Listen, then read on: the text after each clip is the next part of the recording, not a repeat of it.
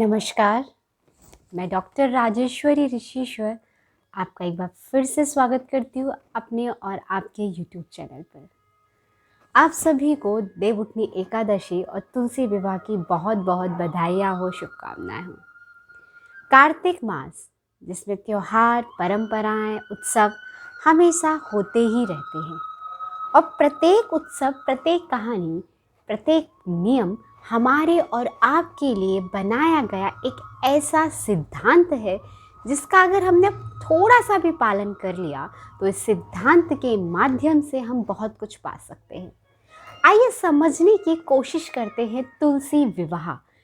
तुलसी विवाह की जो कथा है वो कथा क्या कहती है, उसका आध्यात्मिक अर्थ क्या है। कहा जाता है वृंदा नाम की एक देवी थी जिनका काम था भगवान विष्णु और राधा, मतलब श्री कृष्ण और राधा के रास लीलाओं के लिए तैयारियां करना। उनका नाम था वृंदा और वह भौरों सुंदर पुष्पों के द्वारा उस रास मंडल को सजाया करती थी, सुंदर इत्रों से, झरनों की आवाज़ से, पपी की आवाज़ से, तोतों की आवाज़ से, पशु पक्षी, प्रकृति का इतना सुंदर दृश्य तैयार करती थी कि प्रकृति और परमात्मा दोनों मिलकर जब रास करते थे तो सारा का सारा संसार उस दृश्य को देखने के लिए लालायित होता था। वृंदा ने यही काम करती थी। एक दिन वृंदा जब ये काम करने जा रही थी तो उन्होंने पहली बार भगवान श्री कृष्ण के दर्शन कर लिए। जब उन्होंने दर्शन किए तो उनको देखकर वो मूर्छित हो गई और ये देखकर भगवती राधा रानी ने उनको श्राप दे दिया कि आपका ये कार्य एक सांसारिक मनुष्य की भांति है, अतः आप धरती पर जाकर एक साधारण सा मनुष्य का जीवन व्यतीत करें। अब थी तो वो परम भक्त, कहीं ना कहीं उन्होंने बहुत भक्ति की और बहुत ज्ञान के, क्योंकि उनका जो काम था वो सेवा करना था, सिर्फ सेवा के नियम का पालन करना था। अब उनके साथ एक गलती हुई, राधा रानी ने श्राप दे दिया। इस छोटी सी गलती से जब उनका जन्म हुआ इस धरती पर तो वह उत्पन्न हुई वृंदा देवी के नाम से। अब वृंदा ने जब जन्म लिया और उनका जब वो यौवन आया तब तक उनका विवाह जो हुआ वो जलंधर से हुआ। उन्हें नहीं मालूम था ये जलंधर दैत्य है और ये आसुरी प्रवृत्ति का व्यक्ति है।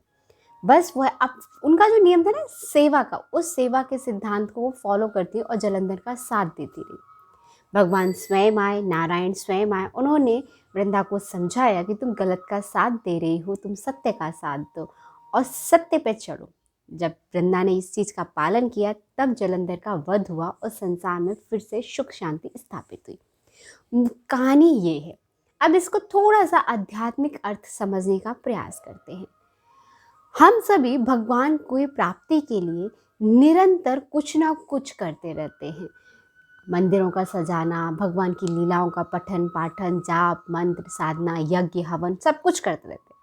लेकिन जब भगवान कभी सामने आ भी गया और हम उसके तेज को सह ना पाए और हमारी प्रवृत्ति कैसी हो गई कि हम उनसे मोह के वश हो गए और हमने भगवान को देखकर मूर्छित हो गए। राधा रानी यानी अलाहादीनी शक्ति ने हमें कहा कि अभी हम उस तेज को धारण करने लायक नहीं हैं, तो जाकर फिर से मनुष्य तन धारण करें इस संसार में। लेकिन जब मनुष्य तन हमने धारण किया तो हमारे जीवन का क्या उद्देश्य था, हम इस उद्देश्य को ही भूल गए और हम गलत और सही का डिफरेंस करना भूल गए।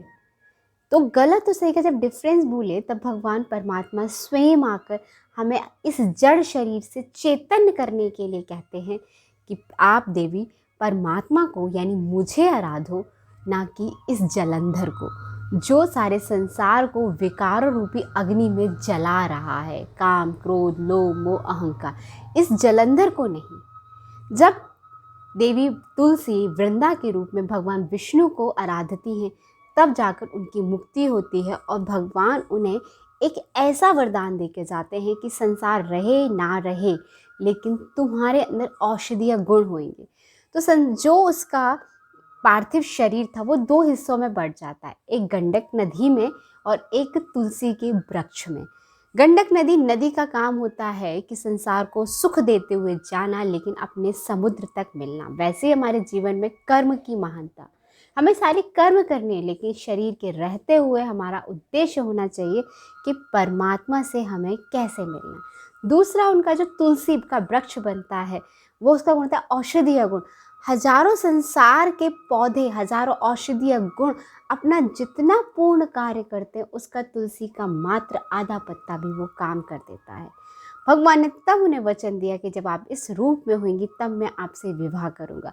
जब आप संसार के लिए सर्व तरफ से शारीरिक, मानसिक, व्यवहारिक, आर्थिक सब तरफ से कल्याणकारी हो जाते हैं तो परमात्मा तुम्हें स्वयं लेने आ जाते हैं और तुमसे विवाह कर लेते हैं। एकादशी इसी का पर्व है जिसमें भगवान भी पत्थर बन जाते हैं। कहा जाता है गंडक नदी में प्राप्त होने वाले शालिग्राम से माँ तुलसी का विवाह होता है, देवी तुलसी का विवाह होता है। और जब दोनों का विवाह जो होता है उसके बाद ही सारे संसार में विवाह पर्व दोबारा से प्रारंभ होता है, क्योंकि इसके बाद ही देवों का जागरण माना जाता है। क्योंकि अभी तक तो हम सब सोए पड़े ना, जब परमात्मा ज्ञान देता है, ज्ञान की पिपासा को बुझाता है, तभी हमारा जागरण हो रहा है। इस बार जो तुलसी विवाह है वो 14 नवंबर को है, लेकिन एकादशी का व्रत हम करेंगे 15 नवंबर को। तुलसी विवाह की आप सभी को एक बार फिर से बहुत बहुत बधाइयाँ। अपने घर में महारानी तुलसी को जरूर विवाह करें, उनको बहुत सुंदर सी चुन्नी ओढ़ाएं और भगवान विष्णु या शालिग्राम से विवाह के बाद ये मनोकामना कही जाती है कि जैसे ये दोनों सुख ही जीवन व्यतीत करते, ऐसे हमारे जीवन में भी सुख और ज्ञान दोनों ही समाये। तो तब तक के लिए जय श्री राम, जय श्री कृष्णा।